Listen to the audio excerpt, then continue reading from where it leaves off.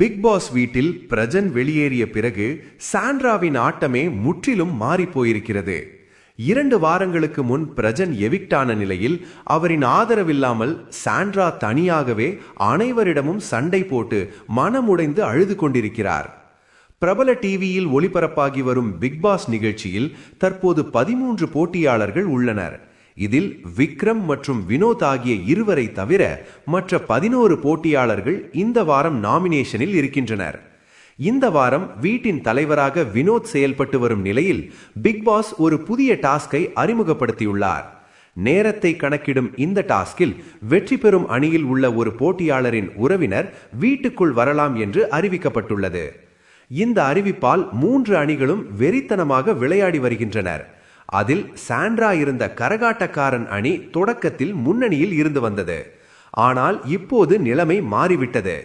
Sandra மற்றும் திவ்யா இடையே ஏற்பட்ட கடும் மோதலில் திவ்யாவை பற்றி பல விஷயங்களை சாண்ட்ரா வெளிப்படையாக பேசினார். அமித்திடம் மட்டுமே மனம் திறந்து பேசும் சாண்ட்ரா தற்போது தாங்க முடியாமல் கதறி அழுகின்றார். தனக்கு இந்த வீட்டை விட்டு வெளியே செல்ல வேண்டும் போல இருப்பதாகவும் இரவில் தனியாக வெளியே வந்து தூங்கியதாகவும் கூறியுள்ளார்.